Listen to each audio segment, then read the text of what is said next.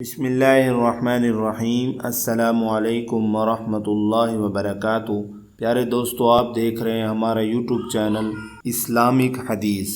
آج میں آپ کے سامنے حسد کی بیماری کو بیان کروں گا کہ حسد کیا ہوتا ہے۔ باطنی اور روحانی بیماریوں میں سے خطرناک بیماری جس کی وجہ سے معاشرے میں بے چینی اور اضطراب پایا جاتا ہے، اس بیماری کی وجہ سے آپس میں ایک دوسرے سے بدگمانی اور نفرت جنم لیتی ہے، وہ حسد کی بیماری ہے۔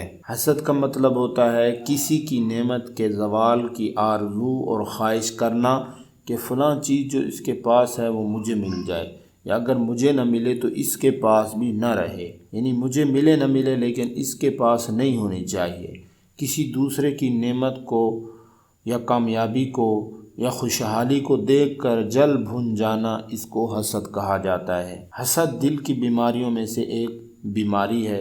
یہ بڑی عام بیماری ہے جو بہت کم لوگ اس سے بچے ہوئے ہیں۔ قرآن مجید کے مطالعے سے معلوم ہوتا ہے کہ حسد کسی مسلمان کا شیوہ نہیں، بلکہ حسد تو یہود و نصارہ منافقین کا شیوہ ہے۔ چنانچہ قرآن مجید میں حسد سے متعلق جتنی بھی آیات نازل ہوئی ہیں، وہ سب کفار اور منافقین کے حسد کرنے کے بارے میں نازل ہوئی ہیں۔ عہد رسالت میں یہود نے مسلمانوں سے حسد کیا۔ اس کی وجہ یہ تھی کہ اللہ تعالیٰ نے آخری نبی خاتم النبیین صلی اللہ علیہ وسلم کی تشریف آوری سے پہلے دنیا کی امامت کا منصب بنی اسرائیل کو عطا کیا ہوا تھا، لیکن پھر ان کی نافرمانی اور بدعمالیوں کی وجہ سے اللہ تعالیٰ نے ان کو اس منصب سے معزول کر دیا اور یہ منصب امت محمدیہ کو عطا کر دیا۔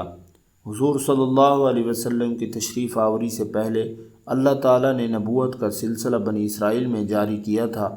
ہزاروں انبیاء بنی اسرائیل میں مبعوث فرمائے تھے۔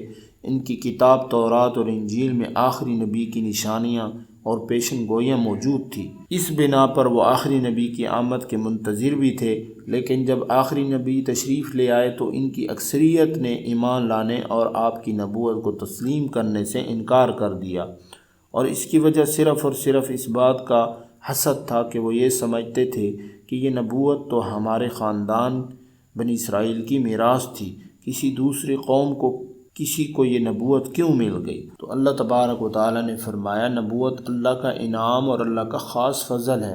اللہ تعالیٰ جس کو چاہتا ہے اپنے اس فضل سے نواز دیتا ہے۔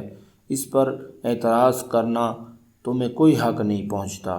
چنانچہ فرمایا، کیا یہ دوسرے لوگوں سے اس لیے حسد کرتے ہیں کہ اللہ تعالیٰ نے انہیں اپنا فضل سے کیوں عطا فرمایا؟ حسد پہلا گناہ ہے جس کے ذریعے آسمان میں اللہ کی نافرمانی کی گئی، اور زمین پر بھی یہ پہلا گناہ ہے جس سے اللہ کی نافرمانی ہوئی ہے۔ آسمان میں ابلیس نے حسد میں آ کر آدم علیہ السلام کے سامنے سجدہ کرنے سے انکار کر دیا تھا، اور زمین پر پہلا گناہ اور پہلا خون اسی حسد کی وجہ سے ہوا کہ آدم علیہ السلام کے بیٹے قابیل نے اپنے بھائی حابیل کو حسد میں آ کر قتل کر دیا تھا۔ اسی طرح شیطان انسان کا ازلی دشمن ہے۔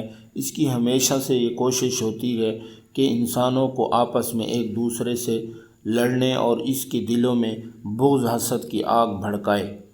برادران یوسف کے دلوں میں بھی شیطان نے حضرت یوسف علیہ السلام کے خلاف حسد کی آگ لگائی اور ان کے قتل پر آمادہ کیا، جیسے کہ قرآن نے برادران یوسف کا یہ قول نقل کیا ہے، جب انہوں نے آپس میں کہا کہ یوسف اور اس کا بھائی ہمارے ابا جان کو ہم سے زیادہ پیارے ہیں، حالانکہ ہم ایک پوری جماعت ہیں، یقیناً ہمارے والد صریح غلطی پر ہیں۔ چلو ایسا کرو کہ یوسف علیہ السلام کو قتل کر دو یا اس کو کہیں دور پھینک آتے ہیں، پھر تمہارے والد کی توجہ صرف تمہاری ہی طرف ہو جائے گی۔ چنانچہ ان بھائیوں نے حسد میں آ کر حضرت یوسف علیہ السلام کو لے جا کر کنویں میں پھینک دیا، اور واپس گھر جا کر اپنے والد یعقوب علیہ السلام سے کہا کہ ابا جان، یوسف کو تو بھیڑیا کھا گیا ہے۔ تو معلوم ہوا حسد ایسی بیماری ہے جو بھائیوں میں بھی پیدا ہو جائے تو بھائی کو بھائی کا بھی دشمن بنا دیتی ہے۔ حاسد ایسا خطرناک انسان ہے کہ قرآن مجید میں اللہ تبارک و تعالیٰ نے خاص طور پر حاسد کے شر سے پناہ مانگنے کی تعلیم دی ہے۔ فرمایا، وَمِن شَرِّ حَاسِدٍ إِذَا حَسَدَ، یوں کہو کہ میں حاسد کے شر سے پناہ مانگتا ہوں جب وہ حسد کرنے لگے۔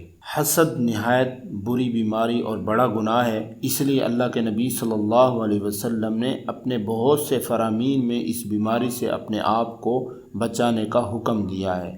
سابقہ جتنی بھی امتیں ہلاک ہوئی ہیں، ان کی ہلاکت کا ایک بڑا سبب رسول اللہ صلی اللہ علیہ وسلم نے حسد کو قرار دیا ہے۔ تو اس لیے میرے بھائیو دوستو، حسد ایک مہلک بیماری ہے، بڑی بیماری ہے۔ اس سے بچنے کی پوری خود بھی کوشش کریں اور دوسروں کو بھی اس سے بچنے کی تلقین کریں۔ اللہ تعالی ہمیں حسد کی بیماری سے محفوظ فرمائے، اللہ تعالی ہمیں سچا پکا مسلمان بنائے، آمین۔